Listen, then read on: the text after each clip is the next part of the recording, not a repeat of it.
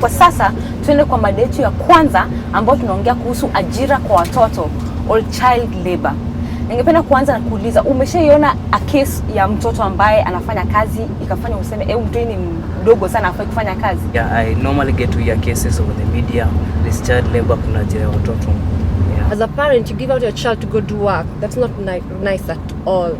Kila mtoto ako na right yake ya kusoma. Wazazi waangalie hiyo maneno kwanza. You give out your child, anaenda na mistreatiwa huko, ana deprive of his youth yenye hata wai get back. Mimi ni mwanabiashara, nafanya hapo City Market. On my way in the evening when I'm coming home, utapata most of watoto wameko kwa barabara. The moms are there, watch vile wanakuja kuombea pesa. Huyu mtoto hata saa zingine hakwenda shule mchana, pengine alikuwa amedeployed somewhere, anatafutia wazazi riziki. Ikifika usiku tunameledwa hapo, anatafuta riziki. I always feel very bad. Why is it that unapata watoto wanafanya kazi wakati ambapo hawafai kufanya kazi? Ni sababu ya shida. Hakuna mzazi angependa mtoto wake akafanye kazi, lakini anatoa ile mtoto wake akafanye kazi ili wapate ajira. Gava inafaa kukuja, si ati kuongea tu, inafaa kukuja mpaka down mpaka huku chini, make sure child labor imekuwa finish kabisa complete. Tuseme kama family yenu mmezaliwa mkoa wengi na tuseme mama yenu hana that uwezo wa kuwapeleka shule mkoa wote. Tunapata ni kama mtu mmoja amesoma lakini tuseme kama waini hawajaenda shule. So ndio at least huo mmoja ndio aende shule. Unapata wengine wana engage in prostitutes. At least ndio wakete for their families na wasaidie huyo mwenye anasoma at least aendelee na masomo yake. Sisi kama society, are we really doing enough to help our children kuhakikisha kwamba hawauzi hizo njugu ama wafanyi kazi kwa nyumba za watu? Sasa ati unaletewa mtu hata hutaki kujua amesoma ama hajasoma ama alikuwa anafanya nini, what happened ndio aache kusoma. Haya, then you are to protect cause to suppose kumwambia si masomo ni ya bure, unaweza rudi shule. Sasa uambie tu huyo mama ya huyo mtoto first mrudishe shule. Me, I'd rather end a job but something that's not that hard to do. Kitu mtu mdogo anaweza fanya, and then those people who employed them was to exploit. Most people go for child labor because they can pay them cheaply. So I'd rather they do something that is recognized by the government, like the government initiate kitu yenye ina support watu kufanya, and then walipwe poa. This is the first place we go wrong because hatufai kuentertain mtu mchanga afanye kazi. Now that's the issue of the parents.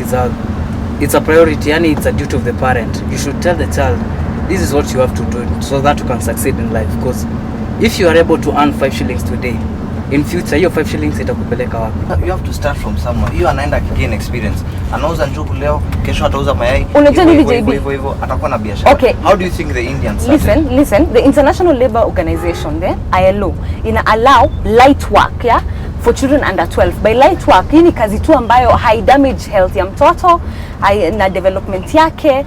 So they are allowed that. What are some of the dangers unajua watoto wetu wana exposewa to when they are doing this job? Watoto kwanza wanakuwa mentally affected by that, because akiopressiwa mtoto ni easily kuwa mentally affected. So hiyo mental affection itakuwa forever kwa life yake yote, and hataweza recover from that. They may face dangers of sexual harassment. For example, labda mtu anaweza kuja na kwambia njugu unauza pesa ngapi, ati 5 na pesa ngapi unapata in a day, 200, nikikupatia 500 tutaenda hivi na hivi. Si anakubali because hiyo pesa ndo anataka. Sema venye uko nasema mtu anaenda kwa mine, hiyo mine ikicollapse yanguke, si they'll die because they can't escape. Also bad influence, because when he's out there or she's out there, she lacks that protection and guidance. Bump into other groups pale wale wameshazoea nini mpaka wako na zile fikira mbaya. Coming back to the house, you cannot control that kid as a parent. Ni easy sana kuinfluence mtoi kuingia kwa drugs. Ni rahisi kwa sababu mind ya mtoi ni changa, ndio ina grow. Tutaendelea na hii mada very shortly, but for now wacha to watch a small insert tumeprepare ikiwa na maelezo zaidi. Matatu labor is forced by circumstances, but has to end up being harmful to the child. Anything to help mentor the child to be able to contribute to the society positively, that's child work. Anything connected to slavery, prostitution and pornography. Illicit activities, for example, production of drugs or transporting of drugs, which is harming them psychologically, emotionally, physically, and any other type of harm that could be created within a child. There are several beautiful laws, child acts, these international conventions, but the enforcement mechanisms of those laws are not existing. There's also ignorance from the parents' perspective, where they can't cut the line between what is the right of a child and what's harmful to the child. Every child has a right of dignity. Every child has a right to education. Every child has a right to be taken care of. Every child has a right to good health and to realize their full potential. Parents should know that the best thing you'd ever do for your child is let them be children. Wakati wako kwa mtoto unafaa kwa mtoto, lakini unapata badala mtoto akue na hiyo wakati wake wa kudevelop na kudiscover the world around them, yeye ni ameingia into business na kufanya kazi. Uoni in that case mtoto yani anaffectiwa in how development wise? Hana hiyo time ya kucheza. Kazi yake tu ana concentrate na ile kazi yake amepewa ya kuuza jugu. But now what's the gap between, what's the difference between child labor and early exposure to life? Because kama unasema kama mtoto kuuza mandazi ni kazi ngumu. Lakini what do you mean by early exposure? No. What do you mean by early exposure like to in life? China a 10-year-old anatengeneza vits. Lakini hiyo atengenezi out of necessity. Ngoja JB, atengenezi out of necessity. Anatengeneza kwa sababu it's part of how they are learning. Mtu akianza hizo kazi at that early age, kuna chances kubwa sana anaweza get midlife crisis, because mtu hii ako hiyo age ana do job badala ya kuplay. Unaona vile ana affect kwa akili. Alafu akikuwa mkubwa sasa anataka kurelieve ile utoi wake. Probably after ameget hiyo do, sasa anataka kurelieve hiyo utoi wake. Nina example moja noma sana, Michael Jackson alikuwa na hiyo effect kubwa sana, because alikuwa mtoi akiwa na train sijui nini na ma concerts nini. Alipokuwa big alikuwa anataka nini? Alikuwa anataka get zile vitu hakuwa na get akiwa mtoi. Alianza kubai maranch sijui nini, mababoons, yani vitu za utoi tu. The Ministry of Labor haijaloketiwa any kind of budget to combat child labor. Ukiangalia in that case, is our government really serious about this problem of child labor? Let's say for example hapa Nairobi, kila mtu ako committed, kila mtu ana mind business yake. And utapata saa zingine kwa JB kuna underage yule anafanya kazi huko kama house help. Sita mind because mimi natoka kwangu naenda job, ninarudi jioni. Hata nikimpita hapo hivi I don't mind what is happening there because I have something to do. But no, once kuna hii Ministry of Labor, they should be deploy people on the ground. Wangali, is it really effective? Are these kids going to school since the school is free? Yeah. If it's a matter of uniform and books, what are you going to do since the mother cannot afford to buy his vitu? What are you going to do for this child asionekane kwa street na uza juu? Kama unajua anaweza kuwa maybe amekuja amemaliza hata form 4. Haya then anataka kujijenga.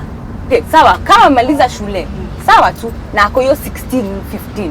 Bado utamuemploy kwa sababu unaona kama anataka endeleza. Kwa hivyo uko sawa na hiyo? Mimi niko sawa na hiyo. No. Thank you very much. Mimi support kwa sababu ukisema ati atajisupport aende kole. Mimi najua kama maid analipa kama 3000 utampeleka kole gani? Seriously, anafaa kutumia parent wake dose sijui na nini.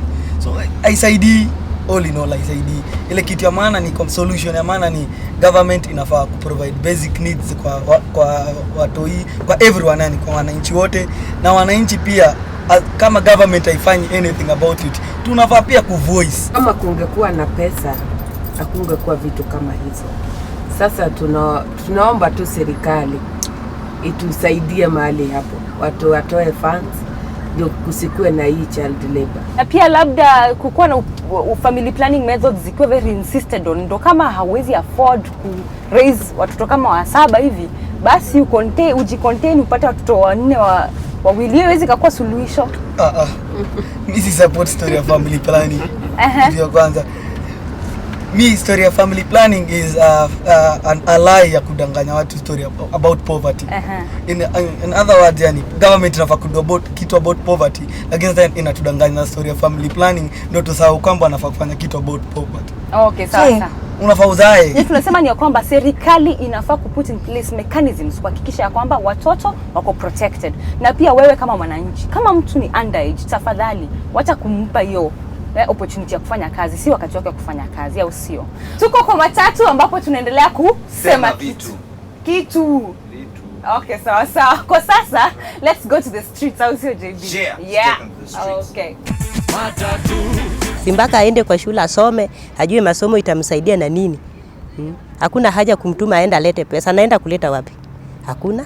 Maisha ya mtoto inaanza kama pato ako mjanga. So ukipeleka mtoto aanze sasa kuuza njugu akifanya afanye kazi ya nyumbani, hiyo ni kuwaste maisha ya mtoto. Haifai bwana. Kabisa. I think the government should work on it. Because it's a very tough burden to parents nowadays. Mtoto ana haki yake, lazima asome ili aje shule imsaidie maisha yake ya baadaye. Sasa kwa maoni yangu, afadhali wafumilie tu kwa hiyo shida, usichukue mtoto atumpeleke mahali ili akuletee pesa. Those are my people from the streets. Yeah. Big up yourself. And now, before you continue with this murder case, Pandy, please, we're going for a short break. Don't touch that dime. We'll be back.